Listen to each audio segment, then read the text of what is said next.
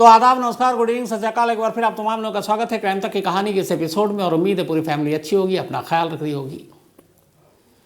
शुरुआत में ही आपको कहा था मैंने, और इस बात को लेकर तमाम बहस भी चल रही थी कानून के जानकारों से, पुलिस वालों से, लोगों से। अंजलि केस में जो कुछ हुआ, क्या वो एक गैर इरादतन हत्या का मामला था या फिर हत्या का? 304 का केस बनना चाहिए या 302 का? अलग अलग लोगों की राय थी। खुद दिल्ली पुलिस का ये कहना था कि इसमें मोटिव और इंटेंशन को इस्टेब्लिश करना सबसे बड़ा मुश्किल काम होगा अदालत में, और ये 304 के लिए एक फिट केस है। बहुत सारी उंगलियां उठी दिल्ली पुलिस की लापरवाही को लेकर, और जिस तरीके के धीरे धीरे सबूत आए उससे लगा था कि ये मामला कहीं ना कहीं मुड़ेगा। आपको याद होगा कि अंजलि केस के बाद लोगों के गुस्से को देखते हुए गृह मंत्रालय यानी कि होम मिनिस्ट्री ने इसमें दखल दिया, क्योंकि दिल्ली पुलिस सीधे होम मिनिस्ट्री के अंडर में आती है। और उसके बाद कहा कि इस मामले की जांच हो और इसकी जांच की रिपोर्ट हमें फ़ौरन दी जाए। और फिर स्पेशल कमिश्नर शालिनी सिंह की अगुवाई में एक कमेटी, एक इंक्वायरी कमेटी बैठी, जिसने अंजलि केस के तमाम लूपहोल्स, कैसे हुआ हादसा, कहाँ पे पुलिस की गलती थी, उसकी जांच की। और शालिनी सिंह ने अपनी ये रिपोर्ट होम मिनिस्ट्री को सौंप दी। अब ये जो रिपोर्ट दी उसमें शालिनी सिंह ने ये कहा है और ये एक्सेप्ट किया और माना है कि इसमें कई जगह पर दिल्ली पुलिस से लापरवाही हुई, गलतियां हुई, और दिल्ली पुलिस के जवान जहां पे ड्यूटी पे थे उन्होंने अपनी ड्यूटी को ईमानदारी से पूरा नहीं किया। ख़ास तौर पर 11 ऐसे पुलिस वाले जो उस रात या तो उन 3 थानों के अंदर जिनकी ड्यूटी थी, चाहे वो पुलिस चौकी पर हो या फिर पीसीआर में, तो ऐसे लोगों को जिम्मेदार ठहराया। और 11 ऐसे पुलिस अफसर, जिसमें एसआई से लेकर यानी सब इंस्पेक्टर से लेकर कांस्टेबल तक हैं, हेड कांस्टेबल भी हैं, उनको सस्पेंड कर दिया गया है। 11 पुलिस अफसर, ये ज़्यादातर नीचे रैंक के अफसर हैं, एक बस एसआई छोड़ दे तो उसके बाद एसआई भी हैं। 11 पुलिस वालों को इसलिए सस्पेंड किया गया है क्योंकि इस रिपोर्ट में माना कि उस रात 31 दिसंबर से लेकर 1 जनवरी की सुबह तक जो उनकी गश्त होनी चाहिए, पेट्रोलिंग होनी चाहिए, 12 से 13 किलोमीटर तक सड़क पे वो नज़र आई नहीं, और इसीलिए एक गाड़ी एक लाश को लेकर घूमती रही, उनकी नज़र पड़ी नहीं। तो ये गुनहगार हैं, जिम्मेदार हैं, और उन सबको सस्पेंड किया गया। उनसे कहा गया कि वो अपनी वर्दी, अपने आई कार्ड, ये सारी चीज़ें जो हेडक्वार्टर है इनका, वहाँ पर जाके जमा कर दें, और जब तक अगला आदेश नहीं आएगा ये सस्पेंड रहेंगे। लेकिन ये लीव पे भी नहीं जाएंगे, बल्कि हेडक्वार्टर में ही रिपोर्ट करते रहेंगे। साथ ही जो दिल्ली पुलिस के डीसीपी उस एरिया के, उनको नोटिस सर्व किया गया है। उस नोटिस में ये है कि उन्होंने इस हादसे के बाद जिस तरीके से फ़ौरन एक्शन लेना चाहिए, या बहुत सारी चीज़ें जो मीडिया में गलत तरीके से आईं, तो उसके लिए वो नोटिस सर्व किया गया कि आप बताएं कि आपके ख़िलाफ़ भी एक्शन क्यों ना लिया जाए, तो वो जवाब देंगे। लेकिन इन सबसे बड़ी चीज़ ये थी कि होम मिनिस्ट्री ने दिल्ली पुलिस से कहा कि जिस तरीके के एविडेंस अब सामने आ रहे हैं, उसे देखते हुए दिल्ली पुलिस को इस केस को 302 यानी कि आईपीसी के सेक्शन 302 हत्या के तहत मामला दर्ज करना चाहिए। फिलहाल दिल्ली पुलिस ने 304 यानी कि गैर इरादतन हत्या के तहत एफआईआर दर्ज कर रखा है। अब गृह मंत्रालय ने चूंकि कहा है, तो फिर कानूनी जो सलाह है, पीछे 2-4 दिन से लग रहा था दिल्ली पुलिस भी कुछ इशारा दे रही थी कि शायद वो 302 के लिए ही जाएंगे। तब ये लगभग मान कर चलिए, अगर ऐन वक्त पे कोई चीज़ ऊंच नीच ना हो जाए, कि अंजलि केस में दिल्ली पुलिस 302 के तहत ही एफआईआर दर्ज करेगी, और इसी 302 के तहत चार्जशीट तैयार होगी, और उसके बाद ये मामला अदालत में ट्रायल के लिए जाएगा। तो जो चीज़ हम लोग बार बार कह रहे थे, अब शायद वो होने जा रहा है। लेकिन ये 302 में कैसे दर्ज होगा? जो दिल्ली पुलिस का बयान था, आपको एक दिन तफसील से मैंने डिटेल में बताया भी था, जो उनका ये कहना था कि 302 में मोटिव और इंटेंशन को इस्टेब्लिश करना बड़ा मुश्किल काम होगा, और इसीलिए 304 के लिए एक फिट केस है। अब मोटिव और इंटेंशन, ये 2 चीज़ें बार बार आ रही हैं, ये है क्या भला, कैसे ये फिट बैठता है, कैसे किसी केस पे नहीं होता है। मैंने बहुत सारे एग्जाम्पल आपको दिए थे हिट एंड रन केस के, तो चाहे वो BMW हो, सलमान खान का हिट एंड रन केस हो, या फिर एलिस्टर परेरा का केस हो, तो उन सभी में ज़्यादा सज़ा तो हुई नहीं। अब इसमें 302 आज 2 अलग अलग कानून के महारथियों से हमारे सहयोगी चिराग गोठी ने बात की थी। इनमें एक दिल्ली हाई कोर्ट के रिटायर्ड जज हैं जस्टिस उषा मेहरा, जिन्होंने निर्भया केस पे अपना फैसला सुनाया था, और दूसरे जाने माने वकील हैं KTS तुलसी। इन दोनों से यही सवाल रखा गया था कि इस मामले में, अंजलि केस के मामले में, क्या 304 की जगह 302 होना चाहिए? हाँ तो क्यों? और अगर 302 होता है तो फिर ये अदालत में कितनी देर टिक पाएगा? अब यहाँ पे बड़े अच्छे जवाब आए। जो KTS तुलसी साहब हैं, सीनियर लॉयर वकील, उनका कहना है कि चूंकि कार में सवार चारों लोगों को ये मालूम था कि उनके कार के नीचे एक इंसान फंसी हुई है, उन्होंने 2 बार, जैसा कि दिल्ली पुलिस के पास प्रूफ उतर कर देखा, झांक कर देखा, तो उनकी नॉलेज में ये बात थी कि उनके कार में एक इंसान है और इस कार को भगाने से उन्हें ये मालूम है कि उसकी जान जा सकती है। तो उनका जो वो एक्ट था, वो काम, कार को भगाना, कार के अंदर अंजलि के फंसे होने के बावजूद, ये जाहिर करता है कि फिर उनका इरादा यानी इंटेंशन, उन्हें मालूम था इस तरह से भगाने से उसकी जान चली जाएगी, तो इंटेंशन क्लियर है कि वो जान लेना चाहते थे और उन्होंने पूरी जानकारी में ऐसा किया, तो इंटेंशन क्लियर हो गया। और उनका कहना है KTS तुलसी साहब का कि ये केस 302 में जाना चाहिए। अब आइए, ये केस वकील साहब लड़ेंगे, KTS तुलसी साहब जैसे सपोज जाने माने लॉयर हैं, लेकिन एक जज की क्या राय है इस केस के बारे में, क्योंकि दोनों पहलू जानना चाहिए। पुलिस का तो मैं अभी आपको बताऊंगा, एक बहुत ही सीनियर लॉयर, उनका मानना है KTS तुलसी साहब की ये 302 का केस है। लेकिन अगर यही केस जस्टिस उषा मेहरा के पास जाता, हालांकि अब वो रिटायर हो चुकी हैं, निर्भया केस की उन्होंने फैसला सुनाया था, सजाए मौत दी थी, तो उनका कहना है कि यहाँ पे मोटिव इस्टेब्लिश करना अदालत में जज के सामने बड़ा मुश्किल होगा। मकसद कत्ल का था कि नहीं था, और जब मोटिव मुश्किल हो जाएगा तो फिर ये केस वापस पलटकर 304 में ही चला जाएगा। बेशक दिल्ली पुलिस इसे लगा ले, लेकिन ये 304 का बन जाएगा। 302 का बनाने के लिए मोटिव को सामने रखना और जज को कन्विंस करना बहुत ज़रूरी है। अब चूँकि वो खुद एक जज रह चुकी हैं और उन्होंने इस केस को फॉलो भी किया है, तो उनके हिसाब से इस केस में मोटिव इस्टेब्लिश करना मुश्किल आएगा आगे चलकर, और ऐसे में फ़ायदा मिलेगा अक्यूज़ड यानी आरोपियों को।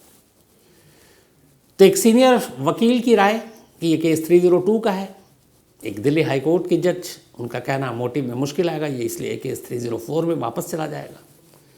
अब दिल्ली पुलिस जो ये केस को तैयार करेगी ट्रायल के लिए, दिल्ली पुलिस के भी जो स्पेशल कमिश्नर हैं, उन्होंने यही बात कही कि इस केस में मोटिव और इंटेंशन ये 2 चीज़ें हैं, इसीलिए इसको 302 में साबित करना उनके लिए मुश्किल है। अब इंटेंशन और मोटिव जो मैंने कहा बार बार, ये बला क्या है, तो मोटिव मतलब मकसद, इंटेंशन मतलब इरादा। अब किसी कत्ल के लिए दोनों चीज़ें होनी ज़रूरी है। अब कई चीज़ हो सकती है, जैसे आज बनर्जी से मेरी बहस हो रही थी तो सुप्रतीक बनर्जी ने एक अच्छा पॉइंट उठाया। उसने कहा कि मोटिव किसी का, जब आप कत्ल करते हैं तो आपको पता है कि आप कत्ल कर रहे हैं, कोई दुश्मनी होगी या कोई और चीज़ होगी, बेवजह तो आप मार नहीं सकते। लेकिन उसने एक सवाल उठाया कि जितने सीरियल किलर होते हैं या कुछ ऐसे साइको किलर होते हैं जिनकी किसी से कोई दुश्मनी नहीं होती, सपोज़ आप वो जो रात को स्टोन मैन की बात कर लीजिए आप, या बियर केन जो मुंबई में एक सीरियल किलर था, या फिर हैमरमैन हथौड़े से मारता था, तो इन लोगों की सामने वाले किसी से दुश्मनी नहीं है।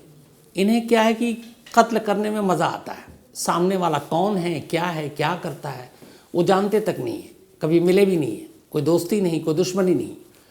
तो सवाल ये है कि एक सीरियल किलर जब ये क्राइम करता है, किसी को मारता है, तो वहाँ पे भी मोटिव उससे कोई दुश्मनी या बदला लेना तो है नहीं, लेकिन फिर भी वो 302 में ही फंसता है, तो ऐसा क्यों है?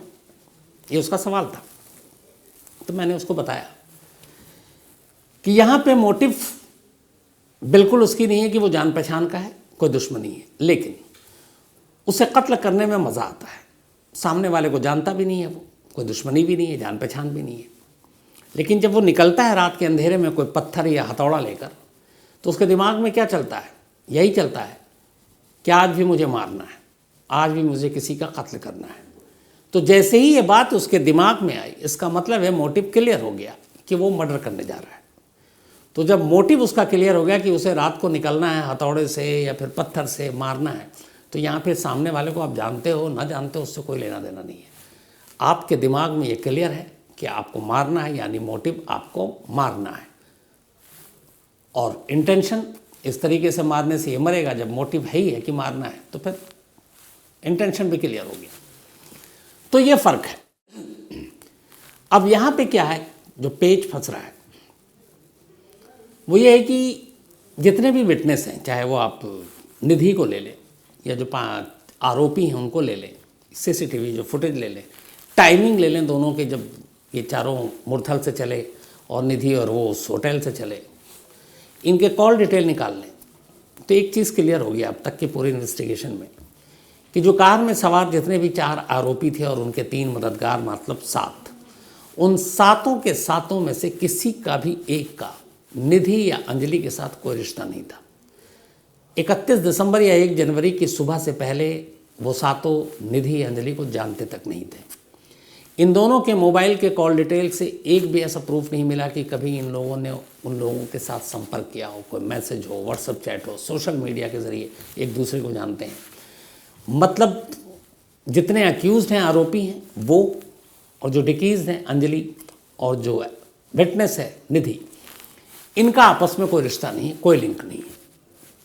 तो अब इससे क्या मतलब हुआ? इसका मतलब ये हुआ कि 31 दिसंबर की रात को जो कुछ हुआ, पहली बार ये लोग आमने सामने आए थे। तो इससे ये हुआ कि इनकी आपस में कोई जान पहचान नहीं। जब जान पहचान नहीं तो कोई दुश्मनी नहीं, जब कोई दुश्मनी नहीं तो फिर बदला नहीं, और बदला नहीं तो फिर मोटिव नहीं कि कत्ल करना है। तो फिर 302 क्यों? तो अब 2 हिस्सों में। पहली, वो शराब पीकर गाड़ी चला रहे हैं, चले आ रहे हैं, ये दोनों भी स्कूटी से जा रहे हैं, सामने से टक्कर हुई, टक्कर होने के बाद एक दूसरी तरफ गिरी, दूसरी कार में फंस गई। सारी कहानी आपको पता है। अब इसके बाद वो घबरा गए, कार लेकर चलते हैं, लेकिन उन्हें अंदाज़ा हो गया कि कार के नीचे कुछ है। फिर वो एक जगह उतरते हैं, सीसीटीवी कैमरे में ये रिकॉर्ड है, और वो देखते हैं कि अंजलि नीचे है। वो चाहते तो उसको निकाल सकते थे, मदद करके बाहर कर सकते थे, उन्होंने नहीं किया। वापस कार में बैठे, फिर कार को आगे पीछे करके वहाँ से निकल लिए। फिर एक जगह रुकते हैं, फिर देखते हैं, फिर अंजलि वहीं है, फिर भी ये उसे नहीं निकालते हैं, फिर गाड़ी लेकर चल रहे हैं। फिर झांक कर देखते हैं गाड़ी के शीशे से कि अब निकली कि नहीं, और देखते हैं कि अभी भी है, फिर भी गाड़ी चला रहे हैं। तो पहली चीज़ जो है ये कि एक्सीडेंट जो हुआ वो अचानक हुआ। इस एक्सीडेंट से पहले जो रात के 2:17 या 18 मिनट पर हुआ, अगर उससे पहले एक्यूज्ड और विक्टिम दोनों एक दूसरे से अनजान थे। एक्सीडेंट हुआ, हो सकता है उस दिन बदनसीबी से अंजलि की गाड़ी थी, कोई और भी आ सकता था उस चपेट में एक्सीडेंट के। तो इसका मतलब एक्सीडेंट से पहले एक दूसरे को नहीं जानते थे। दोनों को एक दूसरे का रूट भी नहीं मालूम था कि इस वक्त इधर से गुजरेगी, मैं इधर से गुजरूंगा और मारूंगा, क्योंकि उस वक्त तक मोटिव तो है नहीं।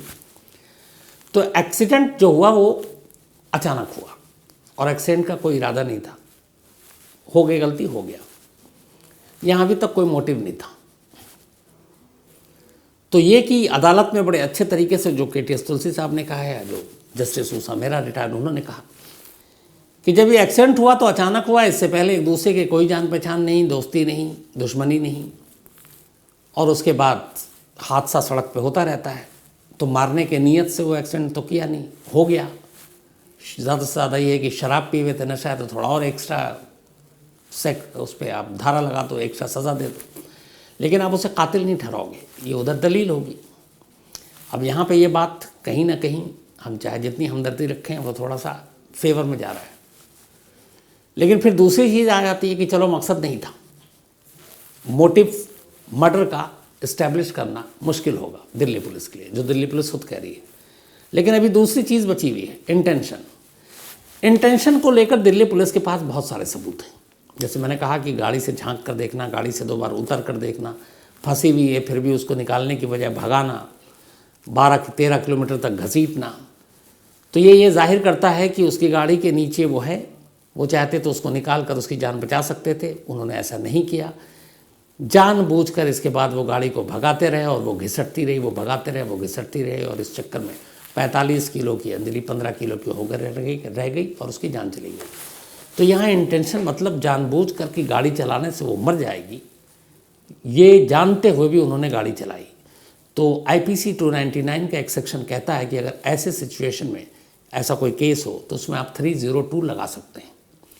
तो यहाँ ये केस 302 इस इंटेंशन को देखते हुए लगाया जा सकता है, और इसको लेके सीसीटीवी के फुटेज, निधि के बयान, फॉरेंसिक की रिपोर्ट, ये सारी चीज़ें सपोर्ट करेंगी।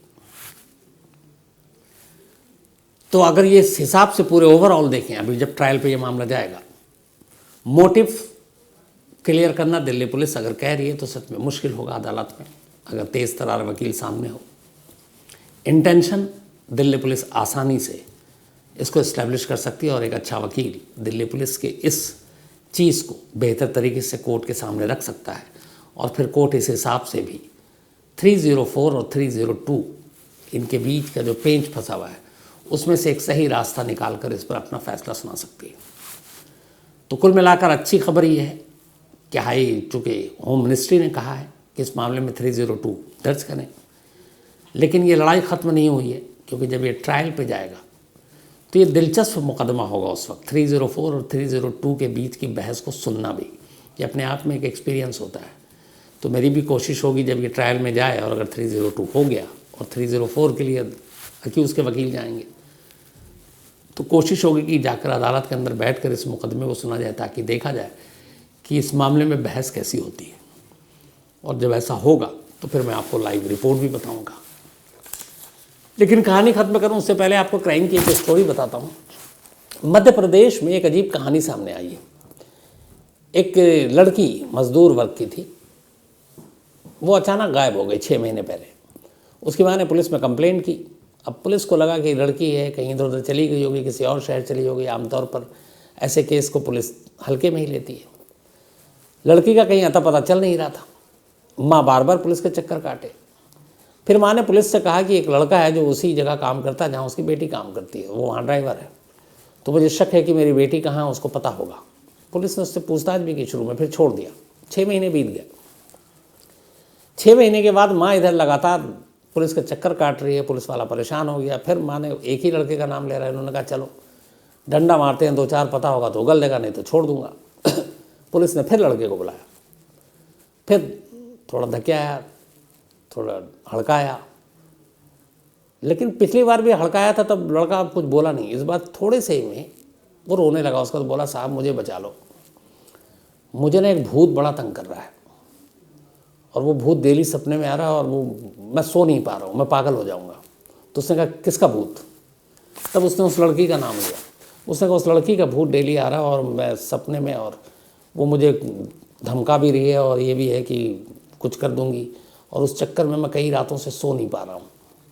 तो उसने कहा कि उस लड़की का भूत कैसे? तो उसने कहा असल में 6 महीने पहले मैंने उसका मर्डर कर दिया था, और कत्ल करने के बाद एक गड्ढे में 20 फीट गड्ढा गहरा था, उसमें जाके लाश दफना दी।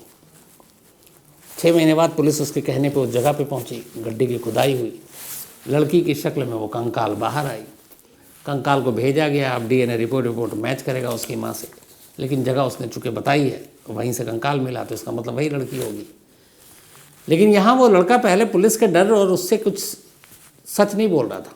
दूसरी बार में शायद अगर वो सपने में वो लड़की भूत बनकर ना आती तो वो ये सच बोलता भी नहीं, लेकिन वो उससे ज़्यादा पुलिस के मारपीट और 3rd डिग्री से ज़्यादा टॉर्चर से ज़्यादा इसलिए डरा हुआ था कि उस भूत के डर से वो सो नहीं पा रहा था। उसे लगा था नींद आ नहीं रही, मैं पागल हो जाऊंगा, और इस भूत से बचाओ। तो इसलिए उसने सच उगल दिया, और इस तरीके से 6 महीना पुराना एक केस खुल गया। अब कहानी ख़त्म करूँ उससे पहले वही अपना सिलसिला। एक तो कल भूल गया था मैं, जब मुझे जलेबी और रबड़ी खाने को मिला तब याद आया, कई बार भूल जाता हूँ। हमारे विक्की पाजी यानी विक्रांत गुप्ता का कल बर्थडे था, और उन्होंने खूब अच्छे से रबड़ी खिलाई, जलेबी खिलाई, और पूरी टीम स्पोर्ट्स तक के स्टूडियो में थी। तो हैप्पी बर्थडे विक्की पाजी। और कल मैंने कहा कि मैं एकदम भूल ही गया था, नोट भी नहीं किया था और लिखा भी नहीं था और याद भी नहीं था, कई सारी चीज़ें थी। तो पूरी क्राइम तक फैमिली की तरफ से विक्की पाजी को हैप्पी बर्थडे। और मैं हमेशा कहता हूँ कि मैं आप लोगों के सामने ये जो कहानियाँ सुना रहा हूँ, अब तक 1250 से ज़्यादा सुना चुका हूँ, इस कहानी को सुनाने का रास्ता दिखाने वाले वही थे, यानी विक्रांत गुप्ता। तो थैंक यू विकी भाजी, एंड आप हमेशा अच्छे रहें, खुश रहें, सेहतमंद रहें और इसी तरह हंसते मुस्कुराते रहें।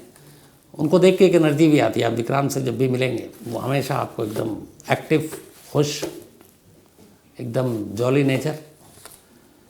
तो डबलिन से किसी ने जलेबी भेजी थी स्पेशली विकी पाजी के लिए, तो वो भी खाई और रबड़ी भी अच्छी थी। तो हैप्पी बर्थडे विक्की पाजी। इसके अलावा आरव, इनका भी आज जन्मदिन है, तो हैप्पी बर्थडे आरव। और ये अमित कुमार शुक्ला जी ने भेजा है, उनके बेटे हैं। साथ ही नितिन पटेल का भी आज जन्मदिन है, तो हैप्पी बर्थडे नितिन। इसके अलावा ख्वाहिश, इनका भी आज जन्मदिन है, नाम अच्छा है, तो ख्वाहिश का भी आज बर्थडे, हैप्पी बर्थडे ख्वाहिश। और ये फरजाना खान भाटी ने भेजा है। इसके अलावा लियो नोरबू, इनका भी बर्थडे आज, तो हैप्पी बर्थडे लियो नोरबू। और ये तेंजिंग फुंगसो, उनके बेटे हैं। और रिंचन, साथ ही विक्टर, ये सभी स्पेन से हैं। And happy birthday once again Leo Norbu, and thank you so much Tenzing Phuntso साहब आपके इस प्यार के लिए। साथ ही मोहम्मद शराफत अली, इनका भी जन्मदिन है, तो हैप्पी बर्थडे शराफत साहब। और ये नरगिस प्रवीण और निम्रा ने भेजा है। इसके अलावा प्रियंका सोम है, थैंक यू सो मच आपके मेल के लिए। बसंत बख्शी हैं, एक कहानी की फरमाइश की है। अंशु खान है, थैंक यू सो मच। इन्होंने लिखा है कि बेगम परेशान करती हैं, कि वो लड़ती हैं कि ज़्यादातर आप मेरा वक्त कहानी सुनने में लगा देते हैं, तो बेगम को अपने पूरा वक्त दें आप, यही कह सकता हूँ। सुमित वत्स हैं। इसके अलावा बाबा जी प्रधान हैं, और इन्होंने लिखा कि आप इतने सारे क्राइम क्रिमिनल स्टोरी सुनाते हैं, ओपनली नाम लेते हैं, तो आपको कभी किसी क्रिमिनल से डर लगा है? बहुत सारे ऐसे क्रिमिनल भी हैं जिनसे डर लगा है, कई बार मैंने बताया भी है। मैं भी इंसान हूँ, मैं भी डरता हूँ। निशु यादव हैं। इसके अलावा इन्होंने पूछा आपका जन्मदिन कब होता है? 3 जनवरी निशु जी, अभी अभी गुजरा है। इसके अलावा फिदाल हैं, साथ ही पूजा वर्मा है, कहानी की फरमाइश की है। राम गुनाले हैं, थैंक यू सो मच आपके मेल के लिए। Mohammad Sameer, thank you so much, और आपसे मुलाकात भी होगी समीर, जल्दी होगी। तो आज कहानी में इतना ही। अब आपसे मुलाकात होगी कल रात 9 बजे किसी नई कहानी के साथ। तब तक अपना ख्याल रखिएगा। Thank you so much.